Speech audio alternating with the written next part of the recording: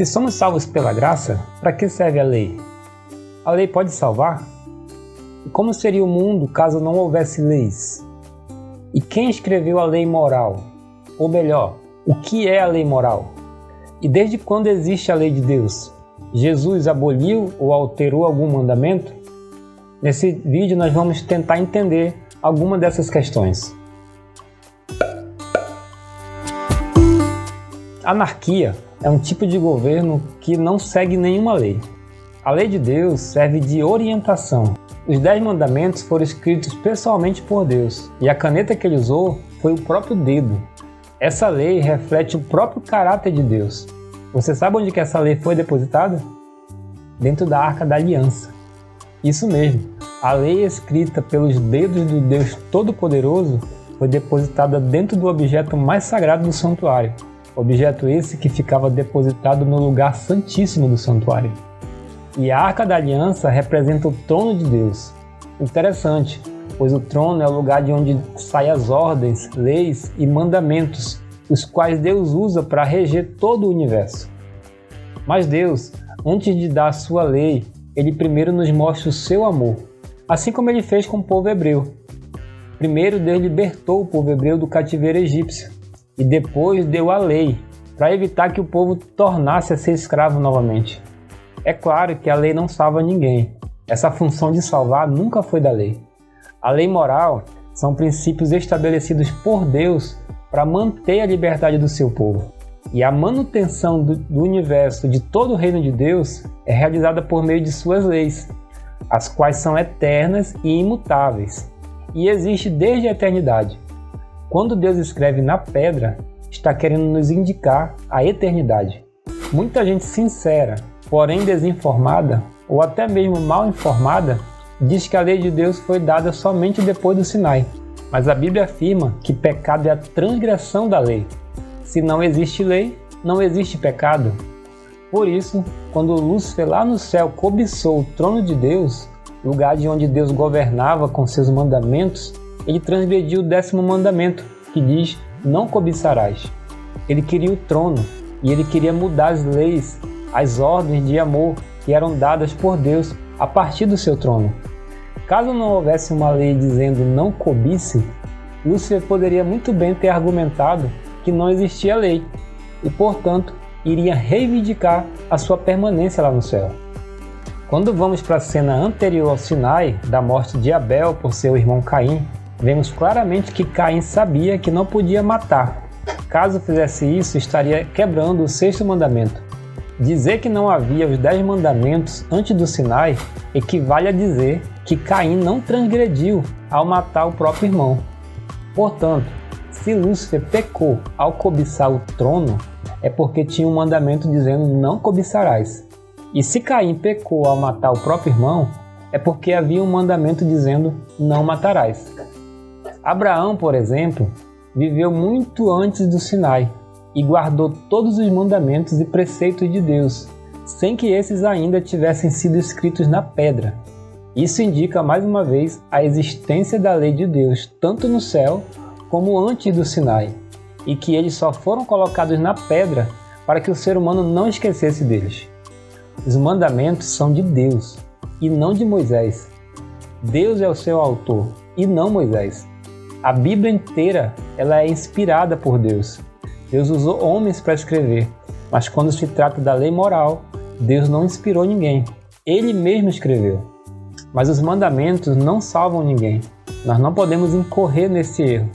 A lei tem como função mostrar o caminho a ser seguido. Nos mostra quando nós estamos errados e o que nós devemos fazer para corrigir esses erros. Serve como um espelho que mostra nosso rosto.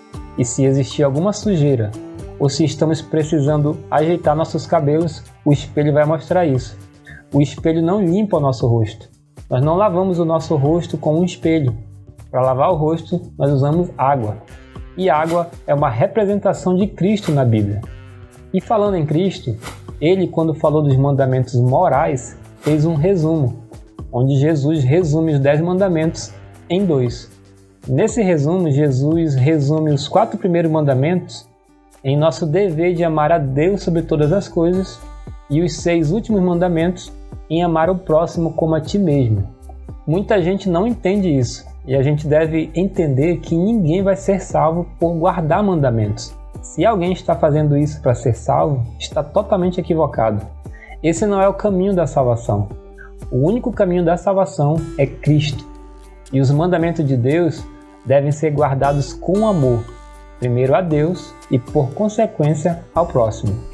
Jesus nunca alterou nem aboliu a lei moral. Pelo contrário, ele confirmou e a cumpriu.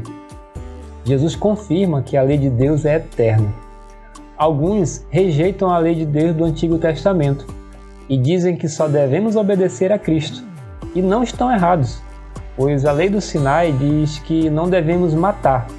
Porém, Cristo vem e diz: você não pode nem se irritar contra o seu irmão. A lei também dizia: não adulterarás.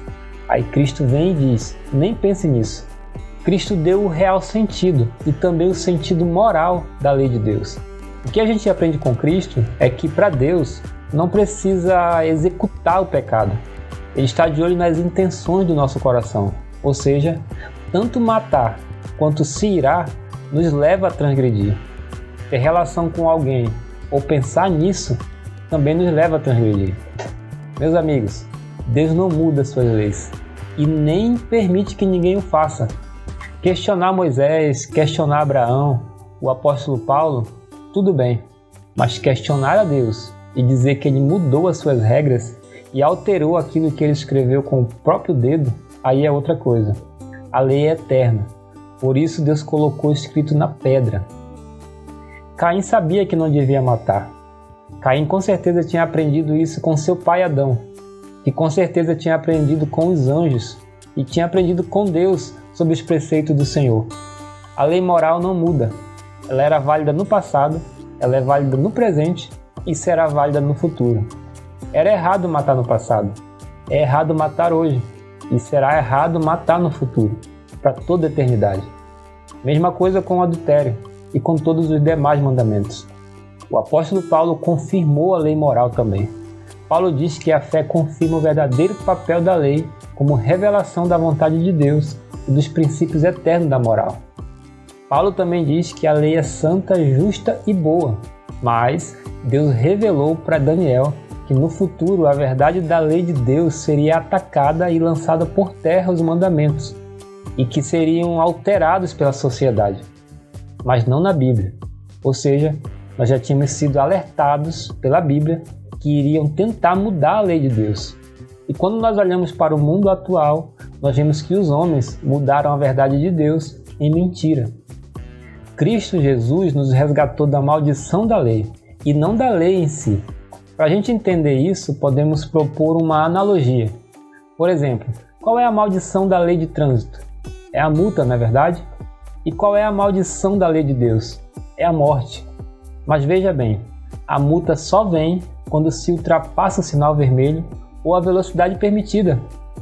A morte vem quando nós pecamos contra a lei. Ou seja, a lei não é uma maldição, mas transgredir a lei é maldição. Então, quando Cristo paga a minha multa, Ele não me dá um aval para me continuar transgredindo. Muitas pessoas, ao invés de seguir as leis de Deus, têm seguido tradições humanas e mandamentos criados por seres humanos. Acabam desprezando a lei de Deus.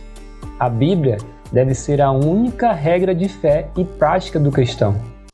Pois para o cristão verdadeiro, o mais importante é obedecer a Deus e não aos homens.